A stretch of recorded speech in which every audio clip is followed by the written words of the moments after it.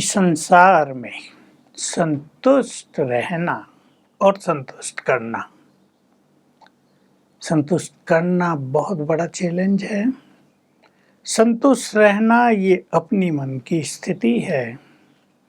कुछ लोग ऐसे भी हैं जो बहुत कुछ मिलने के बाद भी संतुष्ट नहीं रहते, और कुछ लोग ऐसे हैं जो दाल रोटी खाकर भी संतुष्ट और प्रसन्न रहते हैं।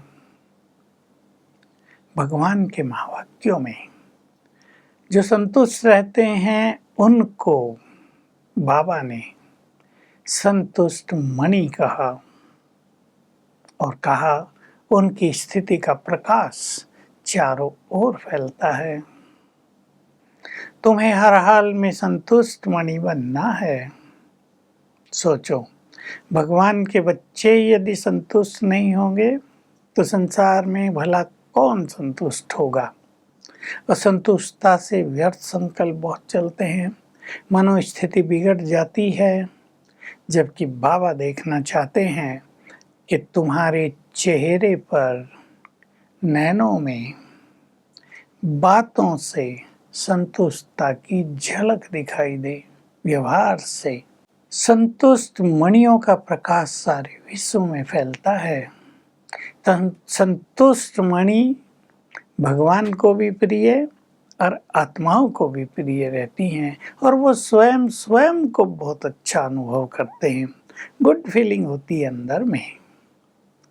सबको ये चेक करना है कि हम किसी भी कारण से असंतुष्ट तो नहीं रहते। किसी को उसकी योग्यता के अनुसार अवसर न मिले तब असंतुष्टता आ जाती है। किसी अपने का व्यवहार सौम्य न हो, ब्यूटीफुल न हो, तो असंतुष्टता आ जाती है। किसी चीज़ की हमें बहुत आवश्यकता है, वो प्राप्त न हो रही हो तो भी असंतुष्टता आती है। बहुत ज़्यादा इच्छाएं भी मनुष्य को असंतुष्ट करती हैं। पुरुषार्थ में भी देख सकते हैं सभी, अगर योग अच्छा नहीं लग रहा है, अगर मन भटक रहा है, अगर मन चाहा योग अभ्यास, योग साधना नहीं हो रही है, तो भी आत्मा असंतुष्ट होती है। भिन्न भिन्न तरह के संकल्प चलते हैं। हमने ऐसा क्या पाप कर लिया जो मन एकाग्र नहीं होता। क्या बाबा हमसे नाराज है जो हमारा पुरुषार्थ अच्छा नहीं होता। लेकिन हमें स्वयं को स्वयं ही संतुष्ट बनाना है। संतुष्टता के महत्व को समझ लें।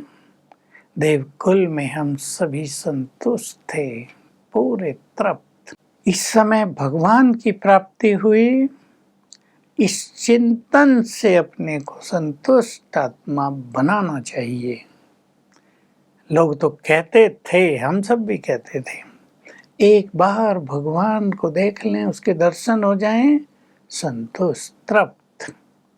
लेकिन यहाँ रोज मिलन होता है। उस मिलन से हम स्वयं को प्रसन्न और संतुष्ट करें। भगवान से बड़ी प्राप्ति तो कोई होती नहीं। उसका संपूर्ण ज्ञान मिल गया। वो हमारे भविष्य को बहुत सुंदर बनाने के लिए आ गए। हमें पता चल गया हमारा भविष्य कितना श्रेष्ठ है। तो वर्तमान की छोटी छोटी बातें हमें असंतुष्ट न करें। मान लो मान नहीं मिल रहा है, हम योग्य भी हैं, लेकिन मान नहीं मिल रहा है, हम संकल्प करें। योग्य आत्माएं तो स्वयं ही माननीय होती हैं, और जिनको स्वयं भगवान भी सम्मान देता हो, उनको मनुष्यों के मान की कामना क्या रखनी है। मनुष्य तो आज सम्मान देंगे, कल नहीं देंगे, आज प्रशंसा करेंगे, कल ग्लानि करेंगे। अपनी संतुष्टता का आधार इन चीज़ों को नहीं बनने देना है। हमें अवसर ही अवसर हैं सेवाओं के। बस हम अपने को योग्य बनाएं और सेवा प्रारंभ करें। अवसर आप ही सामने आते जाएंगे। कहीं कहीं ऐसा भी होता है, कई लोग योग्य हों, अवसर कम मिलते हों, उसमें भी असंतोष रहता है थोड़ा बहुत।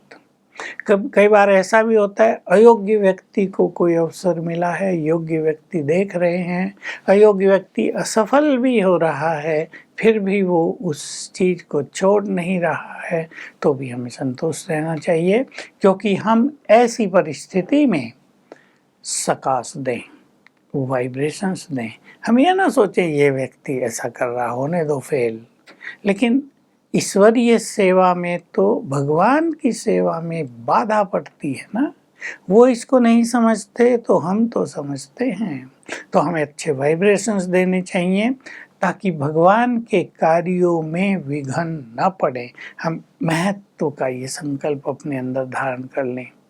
हमारे को कोई कष्ट हो, हमें कोई विघ्न आए, हमें कोई परेशानी हो रही है, होने दो, लेकिन भगवान के यज्ञ को हमें सफल करना है।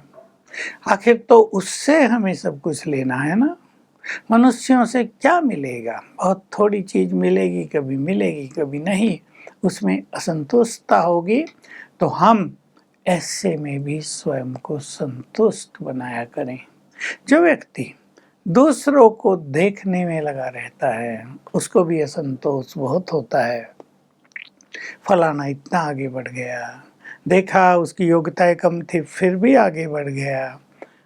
संगठन में हम देखते हैं कई लोग कम पढ़े लिखे बहुत आगे बढ़ गए, कई लोग हाईली एजुकेटेड आगे नहीं बढ़े। वो सोच सकते हैं कि ये हमसे बाद में आए, ये हमसे कम पढ़े लिखे, कम क्वालिफाइड, लेकिन ये आगे बढ़ रहे हैं। तो आगे बढ़ना ये अलग चीज है, डिग्री लेना अलग चीज है। जो योग्य बनेगा शिव बाबा उसे आगे अवश्य बढ़ाएगा, क्योंकि उसे तो योग्य आत्माओं की तलाश है।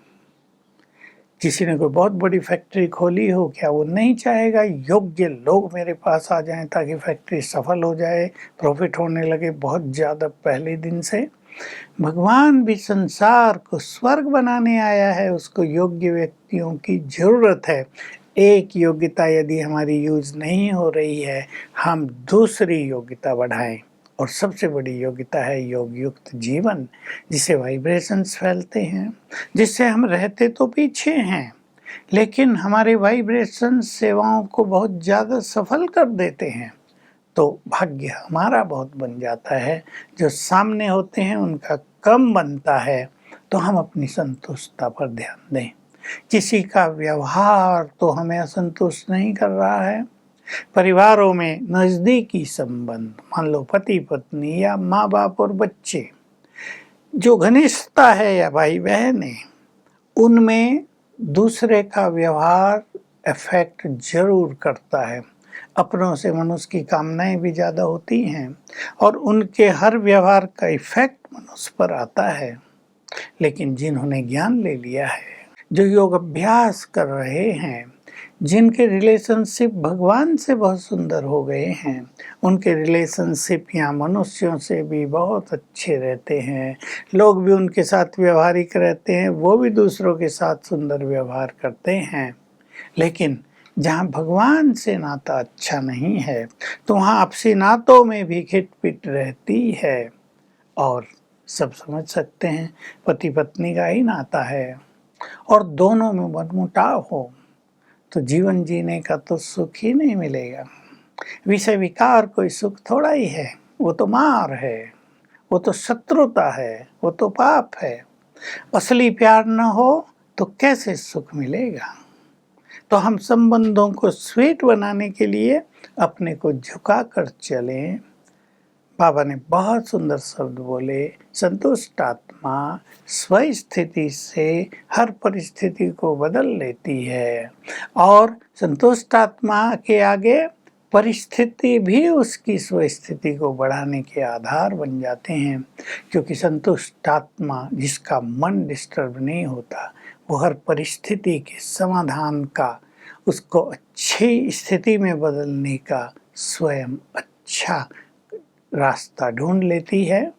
मन विचलित है तो रास्ता सामने होते भी दिखाई नहीं देता है। तो आइए हम सभी शिव बाबा की जगमगाती चमकती हुई संतुष्ट मणि बने। ओम शांति।